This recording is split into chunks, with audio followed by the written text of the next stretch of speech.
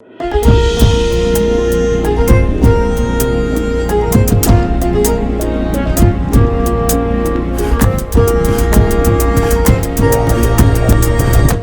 የፈታ ቤተሰቦች ከልብ የመነጨ የከበረ ሰላምታችን በያላችሁበት ይድረሳችሁ። ዕለተ ሰንበት የሰዓቱን መረጃ አሰናድተናል። ይመጥናሉ፣ መደመጥ ይገባቸዋል ያልናቸውን መረጃዎች በቅድሚያ እናስተዋውቅ። ከባድ ተቃውሞ ተቀስቅሷል።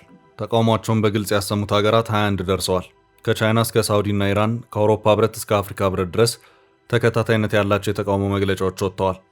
የተባበሩት መንግስታት ድርጅት በነገው ዕለት አስቸኳይ ስብሰባ ለመቀመጥ ቀጠሮ ይዟል። ነገሩ ከረር ብሎ ሌላ መልክ ይዟል። ጉዳዩ ከ2 ዓመት በፊት ኢትዮጵያ ሀገር ነሽ በሚል እውቅና ልትሰጣት አስባ በሂደር የተወቻትን ሶማሊላንድንና እስራኤልን የሚመለከት ነው። ኢራንም ከፐርሻ ገልፍ አንገቷን ቀና አርጋ አለሁ ብላለች። ትራምፕም ያሉት ነገር አለ። ጥንቅራችን ይህንን ከባድ ዓለም አቀፍ የፖለቲካ ግለት የፈጠረውን የኢትዮጵያ ጎረቤት ሶማሊላንድን ጉዳይ ተመለከተ መረጃውን ሊያደርሳችሁ ይዞታል። ጀነራል ሳሞራ የኑስ የትግራይ ጀነራሎች የጦርነት ፉከራ አቁሙ ሲሉ አሳስበዋል። የመከላከያ ሰራዊት የቀድሞ ኤታማዦር ሹሙ ተፈናቃዮችን በመያዣነት ይዞ የሚመለስ ጥያቄ አይኖርም ሲሉ ተደምጠዋል።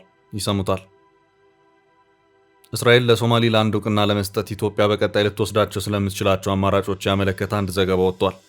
የፖለቲካ ተንታኙ ሆርን ሪቪው አዲስ አበባ በጉዳዩ እንዳትቻኮል መክሯል። አዲስ አበባ 5 አማራጮች መከተል ትችላለች ተብሏል። በሶማሊላንድ ጉዳይ ኢትዮጵያ ቀጣይ እርምጃ አማራጮችን ከዘገባው የምናሰማ ይሆናል። ሶማሊያ ኢትዮጵያን አግልላለች። በሶማሊላንድ ጉዳይ ጥድፊያ ላይ የሚገኙት የሶማሊያው ፕሬዝዳንት ሐሰን ሼክ በርካታ የጎረቤት ሀገራትን ባዳረሰው ጥሪያቸው ኢትዮጵያን ማግለላቸው አነጋጋሪ ሆኗል። ፕሬዝዳንቱ በወራት ጊዜ ውስጥ በተከታታይ አዲስ አበባ ከተመላለሱ በኋላም በውሳኔያቸው ኢትዮጵያን አለማካተታቸው ልዩ ትኩረት ስቧል። ይዘነዋል። አሜሪካ ከ6 ዓመታት በፊት ወደ አሜሪካ በገቡና የመኖሪያ ፈቃድ ጉዳያቸው በሂደት ላይ ባሉ ስደተኞች ላይ ጥብቅ መመሪያ ማስተላለፏ ተሰምቷል። አዲስ ውሳኔ ስደተኞቹን ከአሜሪካ በማስወጣት ጉዳያቸውን በሶስተኛ ሀገር ሆነው እንዲከታተሉ የሚያደርግ ነው። አጠር ያለ መረጃ እናደርሳለን። እስከ ፍጻሜው አብራችሁን ቆዩ። የምንለቃቸው ዕለታዊ ትኩስ ዜናዎች እንዲደርሷችሁ ላይክ፣ ሼር፣ ሰብስክራይብ ማድረግ እንዳትረሱ። መሃል ፒያሳ ላይ እጅግ ድንቅ አፓርትመንት ለሽያጭ ቀረበ። የአማና ትሬዲንግ እህት ኩባንያ ከሆነው ሜሪት ሪል ስቴት በመሃል ፒያሳ ወዳጅነት ፓርክ አጠገብ በፖስቴሽን ቴክኖሎጂ እያስገነባናቸው የሚገኙ አፓርትመንቶችም ለሽያጭ አቀረብንላችሁ። ባለ 1 መኝታ ከ500 ሺህ ጀምሮ፣ ባለ 2 መኝታ ከ840 ሺህ ጀምሮ፣ ባለ 3 መኝታ ከ1.2 ሚሊዮን ብር በ10% ቅድመ ክፍያና ከረጅም ጊዜ የባንክ ብድር ጋር አቀረብንላችሁ። ለአጭር ጊዜ የሚቆይ እስከ 35% የሚደርስ ዳጎስ ያለ ቅናሽ የተዘጋጀ ሲሆን ባሉበት ሆኖ በዲኤችኤል ይጨርሱ። አሁኑን ይደውሉ። ለበለጠ መረጃ 0971 99171።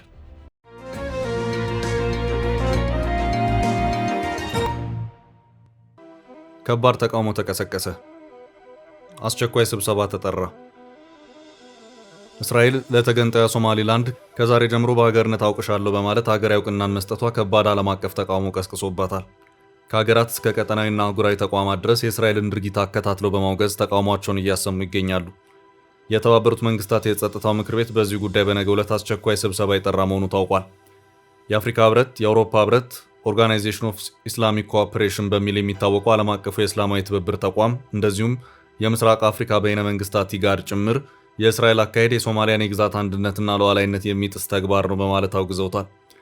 በሀገራት ደረጃ ግብፅ፣ ቱርክ፣ አልጄሪያ፣ ሞሪሸስ፣ ጅቡቲ፣ ጋምቢያ፣ ኢራን፣ ኢራቅ፣ ናይጄሪያ፣ ኦማን፣ ፓኪስታን፣ የመን፣ ኳታር፣ ሳዑዲ አረቢያ እንደዚሁም ኩዌትና ሊቢያ በግልጽ ውግዘታቸውን አሰምተዋል።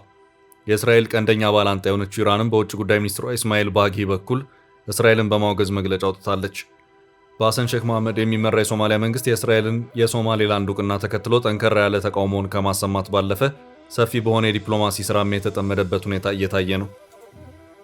ፕሬዚዳንት ዶናልድ ትራምፕ በዚሁ ዙሪያ ለኒውዮርክ ፖስት በሰጡት ማብራሪያ ጠቅላይ ሚኒስትር ቤንያሚን ኔታንያሁ ለሶማሌላንድ እውቅና ሰጠሽ በሚል እሳቸውም እውቅና ለመስጠት የሚሯሯጡበት ሁኔታ የሌለ መሆኑን አስታውቋል።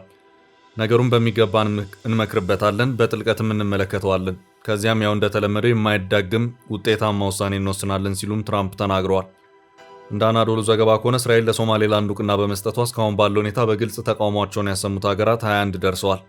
ከሶማሊላንድ ጋር በተመሳሳይ ታሪክ ውስጥ ባለችው ታይዋን ጉዳይ ብርቱ የቤት ስራ ያለባት ቻይናም ብትሆን የእስራኤል የሶማሌላንድ እውቅና አግባብነት የለውም በማለት ተቃውሞ ያሰማችበት ሁኔታ ታይቷል።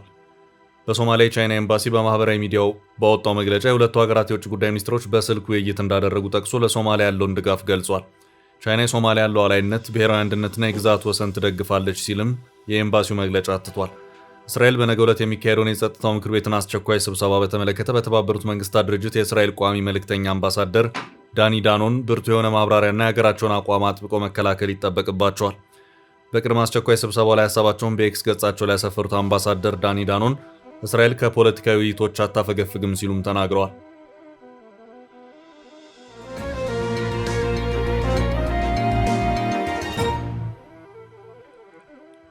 በቀጣይ ርዕስ የለሁበትም ይታወቅልኝ።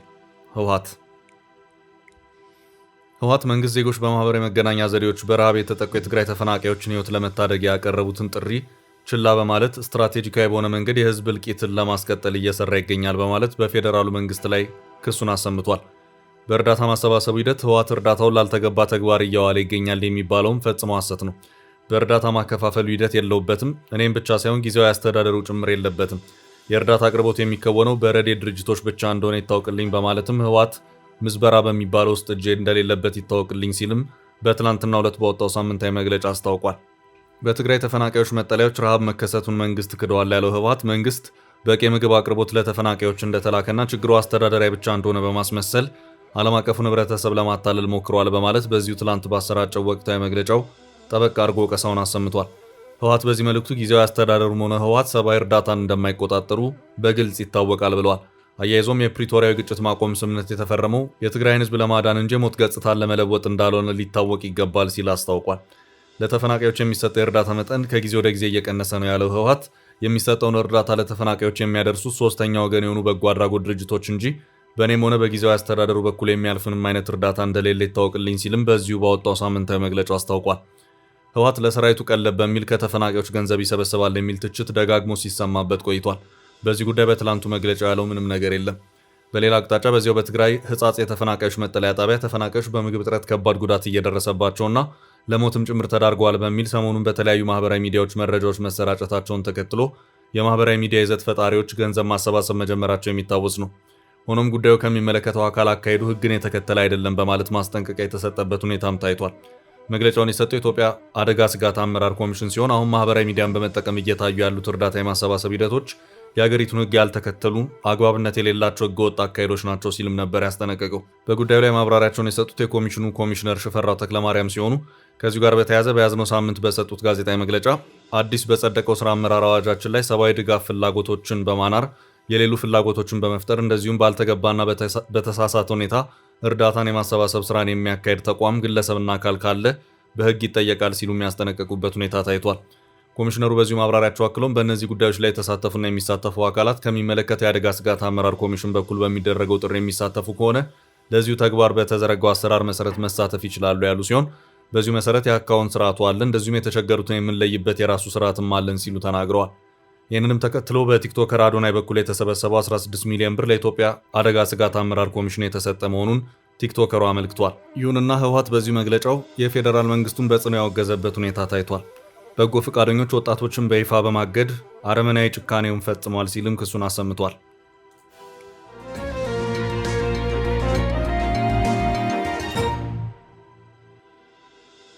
በቀጣይ ርዕስ በሶማሌላንድ ጉዳይ ኢትዮጵያ ቀጣይ እርምጃ። እስራኤል ለሶማሌላንድ እውቅና መስጠቷን ተከትሎ ቀደም ሲል በመግባቢያ ስምምነት የእውቅና ጉዳይ እንዲነሳ ያደረገችው ኢትዮጵያ በቀጣይ ልትወስዳቸው ስለምትችላቸው አማራጮች ያመለከተ አንድ ዘገባ ወጥቷል። የፖለቲካ ተንታኙ ሆርን ሪቪው አዲስ አበባ በጉዳዩ እንዳትቻኮል መክሯል።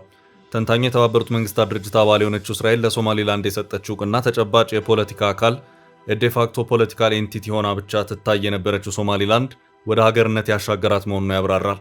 እስራኤል ለሶማሌላንድ እውቅና ስትሰጥ የተጠቀመችው ማዕቀፍ ማለትም አብርሃም አኮርድ ስምምነት ሌሎች ሀገራት ተመሳሳይ እርምጃ እንዲወስዱ መንገድ የሚከፍት መሆኑን አብራርቷል። እስራኤል በቀይ ባህርና በባቤል መንደብ ወሽመጥ እንደ ኢራንና ሁቲ ቡድኖች የሚጋረጡትን ስጋት ለመከላከል ስትል ወደዚህ እውቅና መግባቷን ያነሳው ተንታኙ ሆኖም ሶማሌላንድን በቅድሚያ በዓለም አቀፍ ካርታ ላይ ትኩረት እንድታገኝ ያደረገችው ኢትዮጵያ መሆኗን ያነሳል። ኢትዮጵያ ከሶማሌላንድ ጋር የተፈራረመችው የመግባቢያ ስምምነት ዓለም አቀፍ ዓይን ሶማሌላንድ ላይ እንዲያርፍ ከማድረግ አንጻር ቁልፍ ሚናን መጫወቱን ተንታኙ ይገልጻል። ተንታኙ ሶማሌላንድ ለኢትዮጵያ የቀይ ባህር መውጫና በቀጠናው ተጽዕኖዋን መልሳ ልትመሰረት የምትችልበት መንገድ እንደሆነ ተመርጣ እንደነበር አንስቶ አዲስ አበባ የሶማሊያ ሉዓላዊነትን በማክበርና የሞቃዲሾን የገነፈለ መልስ በመመልከት ጉዳዩን ማርገቧን አውስቷል። ታዲያ በቀጣይ ኢትዮጵያ ማድረግ ስለሚገባት የመከረው ተንታኙ አዲስ አበባ ነገሩ የበለጠ ድጋፍ እስኪያገኝ ባትቻኮል ይመረጣል ሲል መክሯል። ኢትዮጵያ 5 እርምጃዎችን መውሰድ እንዳለባት ተንታኙ አስቀምጧል። በአንደኛ ደረጃ ኢትዮጵያ የመታገስ ስትራቴጂ መከተል እንደሚገባት መክሯል። ሶማሌላንድን ለማወቅ አለመቻኮል የሚያስፈልግ ሲሆን ሌሎች ተጨማሪ ኃይሎች እውቅና እንዲሰጡ በመጠበቅ ከሶማሊያ ለሚመጣው ተቃውሞ እሷ ላይ ብቻ በተናጠል እንዳያርፍ ማድረግ እንደሚገባ አሳስቧል። በነገሩ ለጊዜው መቆጠብ በማሳየት ኢትዮጵያ ራሷን የምትከላከልበት የዲፕሎማሲ በፈር ዞን ወይም ዲፕሎማቲክ በፈር እንድታመቻች ተመክሯል። በሁለተኛ ደረጃ አዲስ አበባ ከሶማሊላንድ ጋር ያላትን ተግባራዊ ግንኙነት ማፋጠን ይጠበቅባታል። በጸጥታ ጉዳይ በርበራ ወደብና የሎጂስቲክስ ጉዳዩን ወደ መጨረሻው ግብ መግፋት የቀድሞ በወረቀት ያለው ስምምነት ባለበት ቢቆይም ሶማሊላንድ እንደ ሀገር በማየት ተግባራዊ ግንኙነት ኢትዮጵያ መጀመር ይገባታል። ጠንቀቅ ያለ የዲፕሎማሲ ስራም ሶስተኛ ወገን እርምጃ ቢሆን ከእስራኤል ወይም ከተባበሩት ኤምሬት ጋር በእውቅናው ጉዳይ አብራ መስራት የሚገባት ሲሆን በተናጠል ሳይሆን እንደ ቡድን አካል አብራ መታየት እንደሚገባት ተንታኙ መክሯል። ኢትዮጵያ በግል ሳይሆን በቡድን በሚደረግ አሰላለፍ የሚመጣውን ክልላዊ ተቃውሞ መቀነስና የመደራደር በአራተኛ ደረጃ ውዝግብና ውጥረት የማይቀር ቢሆንም ከሞቃዲሾ ጋር ግንኙነቷን ክፍት ማድረግ ይጠበቅባታል። ኢትዮጵያ የባህር በር የማግኘት ፍላጎቷ ከሞቃዲሾና ከሚደግፏት ቱርክና ግብጽ ጋር ወደ ግጭት ወይም ወደ ቀጠናዊ ጦርነት እንዳያስገባት ከሞቃዲሾ ጋር ያላትን ንግግር መግባባት ያለበት ማድረግ ይጠበቅባታል። በስተመጨረሻ ኢትዮጵያ ዋነኛ ዓላማዋ የባህር በር አማራጮቿን ማስፋት ሲሆን በጅቡቲ ላይ ያላትን ጥገኝነት መስበር ይጠበቅባታል። እስራኤል እውቅና በመስጠት የከፈተችውን የፖለቲካ አዲስ ምህዳር በአግባቡ በመጠቀም በርበራን ለንግድ ስራዋ በአፋጣኝ መጠቀም እንደሚገባት ተንታኙ መክሯል። ኢትዮጵያ አሁን ላይ ለሶማሊያ እውቅና ለመስጠት መቸኮልም ሆነ ብዙ መዘግየት እንደሌለባት ነው የተጠቆመው።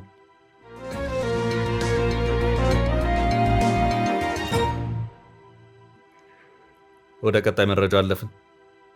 ሶማሊያ ኢትዮጵያን ወደ ጎን አደረገች። ሶማሊያ ኢትዮጵያን አግልላለች። በሶማሌላንድ ጉዳይ ጥድፊያ ላይ የሚገኙት የሶማሊያው ፕሬዝዳንት ሐሰን ሼክ በርካታ የጎረቤት ሀገራትን ባዳረሰው ጥሪያቸው ኢትዮጵያን ማግለላቸው አነጋጋሪ ሆኗል። ፕሬዝዳንቱ በወራት ጊዜ ውስጥ በተከታታይ አዲስ አበባ ከተመላለሱ በኋላም በውሳኔያቸው ኢትዮጵያን አለማካተታቸው ልዩ ትኩረት ስበዋል። እንደ ሶማሊያ ኒውስ ሀብ እና የፕሬዝዳንቱ ቪላ ሶማሊያ መረጃዎች የሶማሊያው ፕሬዝዳንት ሐሰን ሼክ መሐመድ ከአካባቢው ሀገሮች መሪዎች ጋር እስራኤል ለሶማሌላንድ እውቅና በሰጠችበት ጉዳይ ላይ በስልክ ተወያይተዋል። ውይይቱ ከጅቡቲ፣ ኬንያ፣ ከታንዛኒያ እና ከኡጋንዳ መሪዎች ጋር መካሄዱ ታውቋል። በዚህ ውይይት የኬንያው ፕሬዝዳንት ዊሊያም ሩቶ፣ የጅቡቲው ኦመር ጊሌ፣ የታንዛኒያው ፕሬዝዳንት ሳሚያ ሐሰን እንዲሁም የኡጋንዳው ፕሬዝዳንት ዩዌሪ ሙሴቬኒ ጋር በጋራ መመከሩን የተመለከተው። ይህን መሰል ውይይት ከሌሎች ሀገሮች መሪዎች ጋርም እንደሚቀጥል የሶማሊያው ፕሬዝዳንት አስታውቀዋል። የኢትዮጵያ ጠቅላይ ሚኒስትር አብይ አህመድ በውይይቱ ቅድሚያ ከተሰጣቸው ውስጥ አንዱ ለምን እንዳልሆኑ ግልጽ አይደለም። በተለይ በተሻሻለ የኢትዮጵያ ሶማሊያ ግንኙነት በውይይቱ ቅድሚያ ከሚሰጣቸው ሊሆኑ እንደሚችል ቢገመትም ከቀደመው ውዝግብ ጋር በተያያዘም በውይይቱ ሳይካተቱ መቅረታቸው ተጠቁሟል። የኤርትራው ፕሬዝዳንት ኢሳያስ አፈወርቂም ስማቸው አልተጠቀሰም። ውይይቱ ስማቸው ካልተጠቀሰው የአካባቢ መሪዎችም ጋር ስለመቀጠል የተባለ ነገር የለም። ይህ በእንዲህ እንዳለ ከሳምንት በፊት የሶማሊያው ፕሬዝዳንት ሐሰን ሼክ መሐመድ አዲስ አበባ መምጣታቸው የሚታወስ ነው። ይህ የፕሬዝዳንቱ ጉዞ በ2 ወራት ውስጥ ለሶስተኛ ጊዜ መሆኑ ይታወቃል። ፕሬዝዳንቱ ባለፈው ዓመት ጳጉሜ ወር በተካሄደው የህዳሴው ግድብ ምርቃት ላይ ከተገኙ በኋላ ዳግም ወደ አዲስ አበባ ተመልሰው ከጠቅላይ ሚኒስትር አብይ አህመድ ጋር መምከራቸው የሚታወስ ነው። ከዚሁ ስብሰባ በኋላም የራስ ገዟ ሶማሌላንድ ፕሬዝዳንት አብዲራህማን መሐመድ አብዱላሂ ኢሮ በአዲስ አበባ ከጠቅላዩ ጋር መክረው ተመልሰዋል። ይህ ስብሰባ ወደብ ላይ ትኩረት ያደረገ መሆኑን የሶማሌላንድ የዜና ወኪሎች ዘግበው የነበረ ሲሆን ከኢትዮጵያ በኩል ስለ ስብሰባው በይፋ ምንም የተባለ ነገር የለም። በወቅቱ የፕሬዝዳንት ኢሮ የአዲስ አበባ ጉብኝት የሶማሊያ ፕሬዝዳንት ሐሰን ሼክ መሐመድ አዲስ አበባን ጎብኝተው ከተመለሱ በኋላ የተሰማ ነበር።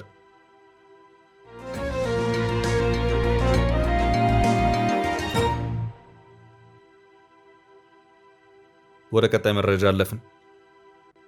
የትግራይ ጀነራሎች የጦርነት ፉከራ አቁሙ። ጀነራል ሳሞራ የኑስ ተፈናቃዮች መያዣ ሆነዋል ሲሉ ባቀረቡት ክስ ተፈናቃዮችን መያዣ አድርጎ የሚቀርብ ጥያቄ ተቀባይነት የለውም ሲሉ አሳስበዋል። የኢትዮጵያ መከላከያ ሰራዊት የቀድሞ ኤታማዦር ሹም ወቅታዊ ጉዳዮችን በተመለከቱ ጉዳዮች ማብራሪያ ሰጥተዋል። ተፈናቃዮችን በመያዣነት ይዞ የሚቀርብ ማንኛውም ጥያቄ ከሰብአዊነት አኳያ ትክክልና ተገቢ እንዳልሆነ የቀድሞ የመከላከያ ሰራዊት ኤታማዦር ሹም ጀነራል ሳሞራ የኑስ ተናግረዋል። ጀነራል ሳሞራ የኑስ በወቅታዊ ጉዳይ ላይ ለአዲስ ዘመን ጋዜጣ እንደገለጹት በትግራይ ክልል ሰሜን ምዕራብ ዞን አስገደ ወረዳ በህጻጽ ጊዜያዊ መጠለያ ጣቢያ በሚገኙ ተፈናቃዮች ላይ ያጋጠመው ችግር እጅግ የሚያሳዝን ነው። ሁሉም ተፈናቃዮች ያለምንም ቅድመ ሁኔታ ወደ ቀያቸው እንዲመለሱ ማድረግ እንደሚገባ ያሳሰቡት ጀነራሉ ተፈናቃዮችን በመያዣነት ይዞ የሚቀርብ ጥያቄ በውይይት እና በመነጋገር እንጂ በሌላ መንገድ ሊመለስ እንደማይችል አመልክተዋል። ተፈናቃዮችን ለመርዳት እየተደረገ ያለው የገንዘብ ማሰባሰብ ስራ የመተጋገዝ ባህልን የሚያሳይ ቢሆንም ዘላቂ መፍትሄ ሊሆን እንደማይችል ጀነራል ሳሞራ ጠቁመዋል። ዘላቂው መፍትሄ ተፈናቃዮች ወደ ቀያቸው ተመልሰው ራሳቸውን እንዲችሉና የልማት ኃይል እንዲሆኑ ማድረግ መሆኑን ገልጸው በሌሎች መጠለያዎች የሚገኙ ወገኖች ላይ ተመሳሳይ ችግር ከመፈጠሩ በፊት መንግስትና የሚመለከታቸው አካላት በትኩረት ሊሰሩ እንደሚገባ አሳስበዋል። የፕሪቶሪያው ስምምነት ከተፈረመ ወዲህ ትግራይ ህዝብ የሰላም ፍላጎቱን በግልጽ እያሳየ መሆኑን የጠቀሱት ጀነራል ሳሞራ ህዝቡ ከጦርነት ከጭንቅ ሊላቀቅና የሰላም ፍላጎቱ ሊከበርለት ይገባል ብለዋል። በተለይም አንዳንድ ጀነራሎች የሚያሰሙትን ፉከራና ህዝቡን ለጦርነት መቀስቀሳቸውን በአስቸኳይ ማቆም እንዳለባቸው በጥብቅ አሳስበዋል። ሳሞራ ከዚህ ቀደም በትግራይ ክልል የሀሳብ ልዩነት ሲፈጠር በጦርነት ብቻ ለመፍታት የሚደረግ ሩጫ መቆም አለበት ሲሉ ማሳሰባቸው የሚታወስ ነው። መጀመሪያ የተፈጸመው ከባድ ስህተት የትግራይን ህዝብ ዋጋ አስከፍሏል። አሁን የትግራይ ህዝብ ጦርነት በቃኝ ብሏል። በሆነ አጋጣሚ ጦርነት አዝማሚያ ቢፈጠር እንኳ ህዝቡ ይህንን የመደገፍ ሀሳብ የለውም ሲሉ አመልክተው ነበር። ከዚህ ቀደም ችግሮችን በውይይት መፍታት ባለመቻሉ የተቀሰቀሰው ጦርነት የትግራይን ህዝብ ከባድ ጉዳት አድርሶበታል። ህዝቡ እስካሁን ድረስ የጦርነቱን ጦስ በጫንቃው ተሸክሟል። እንደዚህ አይነት ከባድ ስህተት መደገም የለበትም ሲሉ ነበር ያስጠነቀቁት።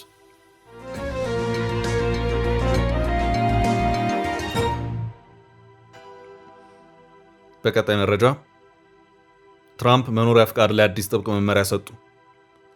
አሜሪካ ከ6 ዓመታት በፊት ወደ አሜሪካ በገቡና የመኖሪያ ፍቃድ ጉዳያቸው በሂደት ላይ ባሉ ስደተኞች ላይ ጥብቅ መመሪያ ማስተላለፏ ተሰምቷል።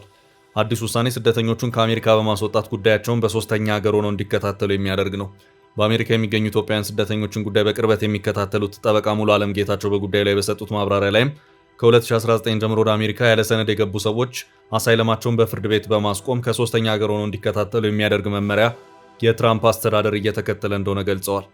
ይህ አዲስ ውሳኔ ከሰሞኑ ተግባራዊ መሆኑን የጠቆሙት ጠበቃው ጉዳዩ የሚመለከታቸው ስደተኞች ምን ማድረግ ይጠበቃል በሚለው ጉዳይ ላይ ማብራሪያ ሰጥተዋል። የመጀመሪያው ይህ ህግ ለሁሉም አሳይለም ኬዞች ሳይሆን ያለ ሰነድ ገብተው አሳይለም ለጠየቁና ኬዛቸው በፍርድ ቤት እየታየ ላሉ ሰዎች ነው እስካሁን እየተተገበረ ያለው ሲሉ አመልክተዋል። ጠበቃ ሙሉ ዓለም ጌታቸው አክለውም ህጉም በሁሉም ሰነድ አልባ ኬዞች ላይ እየተገበሩት አይደለም። ባለፉት ሳምንታት የአሜሪካ የሀገር ውስጥ ደህንነት መስሪያ ቤት ጠበቆች ያስገቧቸውን ቅድመ ሁኔታ ጥያቄ ዳኞች አንቀበልም ብለው የተናጠል መስማት የቀጠሉ እንዳሉ ሁሉ የአሳይለም ጠያቂዎች ለምን ወደ ሶስተኛ ሀገር መሄድና ከዛ አሳይለም መጠየቅ እንደማይችሉ አብራሩ የተባሉበት ሂደት አለ። በዚህም ለአሳይለም ጠያቂዎች ያንን የመከራከርና ምክንያት የማቅረብ ዕድል ይሰጣል ሲሉ አመልክተዋል። የትራምፕ አስተዳደር አሁን ላይ ያሉትን ሰነድ አልባ አሳይለም ጠያቂዎችን ሁሉ በፍርድ ቤት አስተናግደን አንጨርስም፣ ስለዚህ በገፍ ኬዛቸውን በማቋረጥ ከሶስተኛ ሀገር አሳይለማቸውን እንዲከታተሉ እናደርጋለን የሚል ስርዓት እየተከተለ ነው። ወደፊትም የተለያዩ እርምጃዎችንና አሰራሮችን ይሞክራል ሲሉ ጠበቃው ሙሉ ዓለም አመልክተዋል። በቀጣይ ብዙ ለውጦች ሊመጡ ይችላሉ፣ ግን ለሁሉም መውጫ መንገድም ሊኖረው ይችላል። ስለዚህ በህጉ መሰረት ሁሉንም አማራጮች ለመጠቀም መዘጋጀት ተገቢ ነው። በዚህ በጣም ተለዋጭ በሆነ ሰዓት ውስጥ ከህግ ጠበቆቻችሁ ጋር አዳዲስ ስትራቴጂዎችን መንደፍና የሚወጡትን ህጎች ከህግ አዋቂዎች አንደበት ብቻ ለመስማት ጣሩ ሲሉ ጠበቃው አሳስበዋል። ጠበቃው አክለው በሰጡት ማሳሰቢያም ጉዳዩን የህግ ጠበቆች ሳይቀር ማስደንገጥን እንደ ቢዝነስ ስትራቴጂ ማየት እየጀመሩ ነው። ይህ አሳዛኝ ነው። ሰው እንቅልፍ እንዳይተኛ ስሱ የሆኑ ነገሮችን በመምረጥ ያልተገባ ክብደት በመስጠት ቢዝነስ ለመምራት መሞከር ሙያው ከሚጠይቀው ፕሮፌሽናል ባህሪ የወጣ ነው ሲሉ ገልጸዋል። ራሳችሁን መጠበቅ፣ ያላስፈላጊ ስጋትና ጭንቀት ውስጥ መግባት አያስፈልጋችሁም። የሆነውን ደግሞ በክብርና አንገታችሁን ቀና እንዳደረጋችሁ መቀበል ጥሩ ነው፣ የኢትዮጵያዊነትም ነው ሲሉ ጠበቃው አመልክተዋል። በ50ዎቹም የአሜሪካ ግዛቶች ያላችሁ በኢሚግሬሽን ጉዳይ እርዳታ የምትፈልጉ ሙሉ ዓለም ጌታቸው በሚለውና ከ32000 በላይ ተከታዮች ባሉት የፌስቡክ ገጽ ማግኘት እንደሚችሉ ጠበቃው ጠቁመዋል። ውድ ቤተሰቦቻችን ለዛሬ ያዝንላችሁን ርዕሰ ጉዳዮች እዚህ ላይ ቋጨን። ላይክ፣ ሼር እና ኮሜንት በማድረግ ለቻናላችን ድጋፋችሁን መግለጽ እንዳትዘነጉ እያልን ከሌሎች መረጃዎች ጋር ደግመን እስክንገናኝ ቸር ያሰማን ስንል ተሰናበትን።